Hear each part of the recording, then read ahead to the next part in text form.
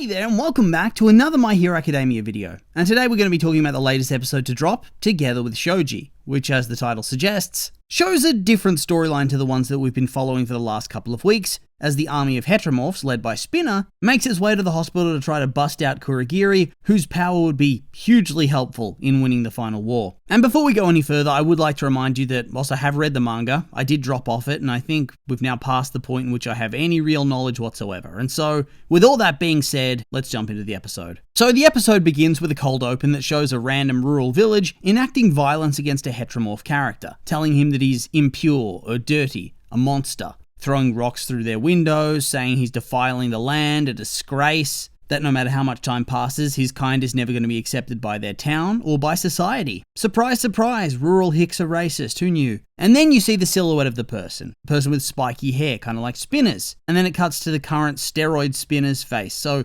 clearly it's trying to hint to the audience that this is his backstory. And I found this to be really clever because, as you'd know if you watched the episode, it isn't. This is actually Shoji's origin story, so you come into the episode and you're feeling sympathy for Spinner, thinking, oh shit, maybe he has a point, maybe he is a bit justified. Maybe they all are if this is their lived experience. But then later on in the episode you get the reveal that no, this wasn't his life. This is the life of somebody who recognized that whilst this shit is wrong and needs to be changed, that mass violence and bloodshed is not the answer to that. So he rose above the hate and aimed to become a hero because he recognized that not everybody is like that way, like the little girl he saved. She was different and she saw him for what he actually was, a hero, a person. And so in a way, it acknowledges the reasons for their radicalization, but then provides the counterpoint of, well, no, that's not the way to go about it. There's a better path to follow, even if it's just easier to rage and riot. Speaking of which, we come back from the intro theme to a bit of narration from Deku that's there to somewhat set the scene. Namely that this massive mob that's marching on the hospital is made up of both PLF soldiers, but also just regular heteromorphs that have been radicalized by the cruelty of the world in which they inhabit. And that secondly, this army is 15,000 strong, and they're going up against a coalition of heroes and police, of which there's perhaps 200 left. So, police are massively outclassed here. And even if the heroes have better quirks for fighting, or are more skilled, you're not going to fend off a mob of 15,000 people, no chance. They're going to get swarmed for sure. And as you can imagine, it isn't going too well for the cops. They're somewhat holding the line using taser guns, although surely the time has come for bullets, right? Not to advocate for mass violence, but something tells me these dudes are not going to pull their punches and are intending to kill them all. President Mike then almost dies, but is saved at the last moment by Anima, who is finally getting something to do after all these years. When was the last time he had a big moment? Was it during the fight against President Mike where he swarms him with the bugs and stuff? What season was that in? Like, season 2? Jeez. And so the crowd has worked itself up into a frenzy, to the point that even pro heroes like Rocklock don't stand much of a chance. Honestly, even though the battles earlier have been somewhat bleak, they've also been really epic too. Like, it's classic heroes versus villains, but this feels different. But different in a good way. It's a realistic take. A realistic way to look at an uprising rather than just a handful of really powerful supervillains.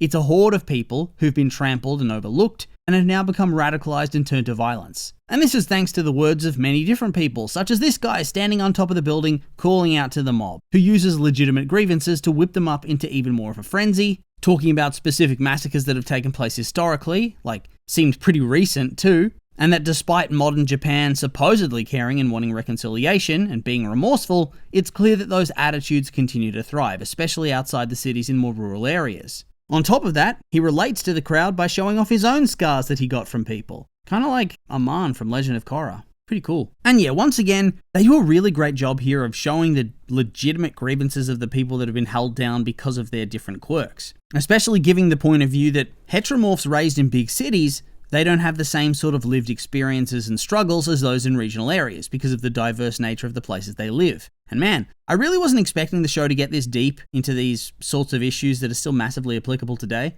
but I really like it. Anyway, whilst it's clear that the Insect Man is in charge of the mob in practice, the figurehead that they're using and rallying behind is actually just Spinner. But it does seem that his steroid quirk that he's been given is not playing nicely with his body, and his brain's struggling to keep up. He's pretty much become this drooling beast who finds it difficult to retain a chain of thought for very long, so I suspect he's not long for the world with this quirk. Either that or he's going to go full animal and lose his mind forever, or just end up as a vegetable. I'm really not sure they're going to be able to reverse it, as I doubt he ever meets All for One again before all said and done, so they can't really remove the quirk. And so yeah, the mob all rallies behind him to try to get Kurogiri back, only for Shoji to come out of nowhere and beat the absolute piss out of him. And I gotta say, I do love that his character specifically is getting some focus. He's always had one of the coolest designs, but he always kind of got left by the wayside. So this really is kind of the last chance to get some development for a lot of these minor heroes, some more of the peripheral characters. So I hope there's a couple more beyond him and Koda this episode. Anyway, he only really gets in that big series of hits on Spinner before he's tackled by the mob and beaten, which is where we get the reveal that the guy being attacked in that village in the flashbacks, it wasn't Spinner, it was Shoji. And yeah, it was an awesome reveal. And over the course of his struggle, he tries to break through the dogma and try to make them all see sense, make them understand that they're going too far. And so, starting to waver, they turn to Spinner for guidance, and he blasts them with a "who cares?" And man, this is legit kind of sad. Like, Spinner used to have personality and principles, and definitely would have had some sort of rebuttal to what Shoji's saying, but here it's clear that the quirk has kind of ruined his capacity to properly think. And at this point, he's mostly just living rage. Pretty much feels like he's being turned into Gigantomachia version 2 or Gigantomachia Jr., where they've become unable to think more than just a few steps ahead. It's lucky you're beautiful because there's nothing up here. They're very simple and are easily led around. They have certain desires built in, Gigantomachia to protect his master and Spinner to get to Kurogiri, but there's not much thought beyond that. But it's a good thing the dude in the building's there to give a completely new meaning to his words, because the mob was starting to look a bit shaken at first. Honestly, first things first, that dude needs to get taken out. He keeps getting them more and more worked up. Snipers, where you at? And now we get our first true showdown, Spinner versus Shoji.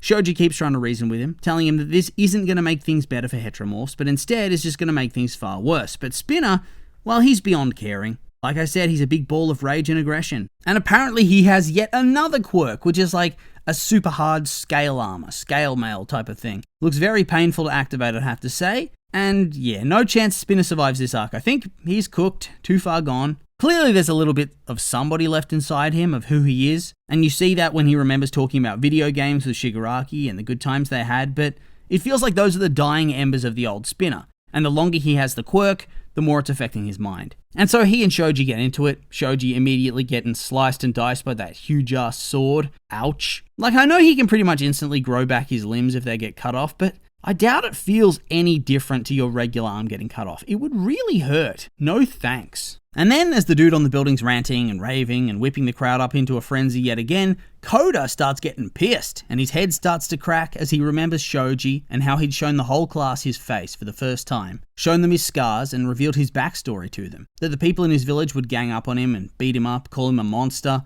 hold special blood purification rituals if he dared to touch them. So pretty much those people suck, and he has a lot of scars on his face, hence the mask, but he doesn't take the mask off because he doesn't want people to get the wrong idea about him. He wants people to see him as a hero, not as somebody training to get some revenge. Instead, he just wants to make small changes, inspire the next generation, and prove that people are wrong about heteromorphs by showing how cool he is. And to inspire him, he holds on to a single memory of a little girl from his village that cared about him. A little girl who he saved from a raging river and who was very thankful, giving him a warm hug, which is followed up with his classmates hugging and crying for him.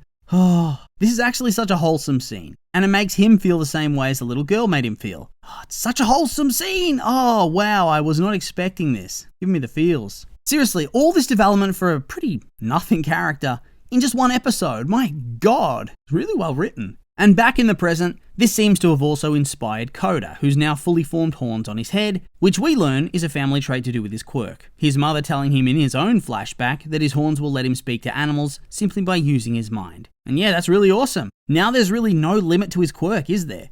Any passing thought could be used as an animal command. It should make him a lot stronger too. Also, I wonder, is Koda going to join that fight against Spinner, or is he just going to beat up some goons? I mean, he does take out that annoying speaker guy. Good riddance to that guy. Oh, and we also learn that both of Koda's parents are absolute chads that raised him really well with good principles. You love to see it. And speaking of chads, Shoji's proven himself one as well, managing to fend off Spinner, even reinforcing his arms with his twisted up flesh, which kind of provides a hypocritical moment from Spinner, who calls it gross. So that's very interesting to me. So is Spinner full of shit, or is this just part of his mind starting to crack? We then get a nice mentor moment with Present Mike where he sees both of the students giving it their all and fighting hard, which in turn triggers a flashback where you see that they both requested that Aizawa and All Might let them fight this battle specifically. It's important to them. And of course they let them.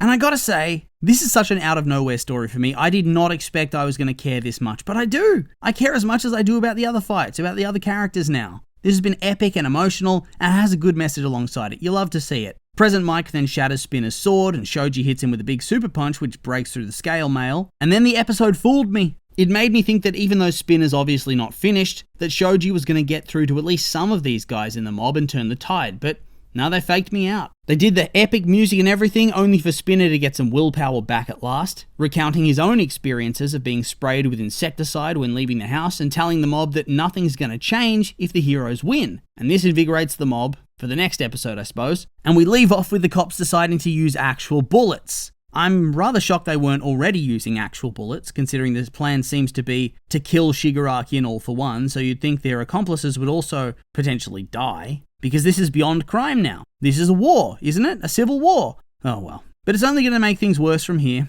So maybe they're wrong to use the bullets, I don't know. But I'm eager to see next episode, because it promises follow-up to this hospital battle, which is very exciting. And so with all that being said, that's the end of the episode, end of the video, and would like to say these have just been my opinions, and now I'd like to hear yours. What did you think of the episode? You like it? Hate it? I'm curious for your thoughts, so make sure to like, comment, and subscribe, and let me know.